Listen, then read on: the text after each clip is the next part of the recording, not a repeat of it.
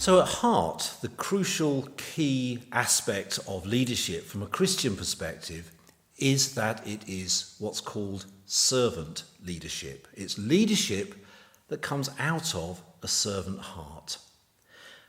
So what is really servant leadership? Well, let's have a look at three aspects of that right now. First of all, it's true to say that effective leadership starts on the inside. Real change in behaviour eventually requires a transformation of the heart.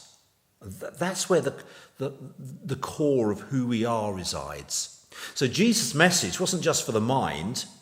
It certainly was about changing the mind, metanoia for sure, but it was also directed at the heart. It was a real spiritual heart attack, if you like. It was about a character change. Jesus is interested in me being a different person, a good and caring human being. He's interested in my inner life changing. And all those who would want to move forward in the gift of leadership have to start with the issue of self-leadership, sorting out what's going on inside us, developing a servant heart. Well, true leadership starts with on the inside with a servant heart, but it moves outward to serve others. So as a servant first and as a leader second, I'm only going to seek to lead if I can see a way in which I can serve. So the thing is, I'm called to leadership. I'm not driven to leadership. I don't have a compulsion to lead. It's that I'm responding to God's call as I can see an opportunity to truly serve other people. So I'm sure we've all come across people who can't not lead. If you put them in a group, they'll try and dominate, they'll try and lead, they'll try and bend everybody to their way of doing things. They'll raise their voice to be heard over everybody else. It has to be done their way. That is not servant leadership, other than they're trying to get people to serve them. True servant leadership will assume the role of leadership as an expression of desiring to serve others. You know, Jesus didn't want his disciples to be leaders first. He wanted them to become servants first. He told them when they were discussing the kind of leadership that the world recognizes, he said, "But not so with you. Instead, whoever wants to be the greatest among you must be your servant, and whoever wants to be first must be the slave of all." It starts with a servant heart, a servant attitude, and eyes that are open to opportunities to serve others. But then thirdly, leaders with servant hearts have certain characteristics and values in common. For example, that my number one aim is the best interest of those that I lead. You know that the Good Shepherd lays down his life for his sheep. But the sad fact is, an awful lot of leaders lay down their sheep for their own lives. They'll sacrifice their sheep for what they feel is good for them.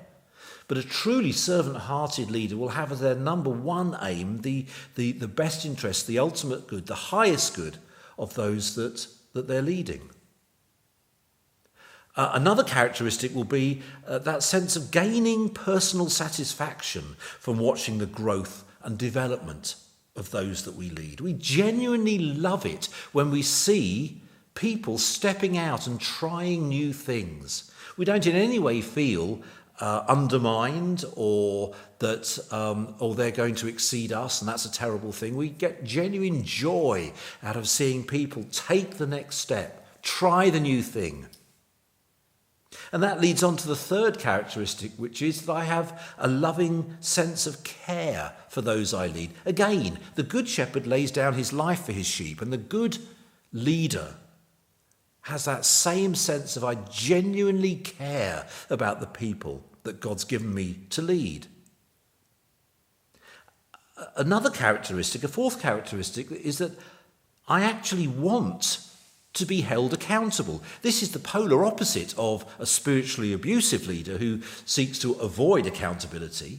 Now, actually, a leader with a servant heart actively looks for opportunities to be held accountable, to ask, how am I doing? How am I leading?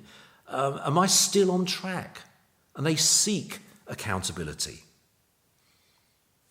Another characteristic of a servant-hearted leader is that they're willing to listen. In fact, such leaders love to listen. They love to listen to feedback. They love to listen to advice. There's wisdom in the counsel of many, and they seek out that wisdom. And then, of course, a servant-hearted leader has their ego under control. It's not that I think less of myself. It's just that I think about myself less. I'm not consumed with who I am. You know, someone once said something very true, which is that ego is all about edging God out.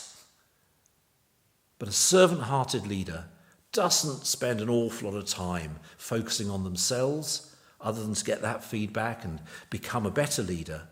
They focus outward at others and upward on God.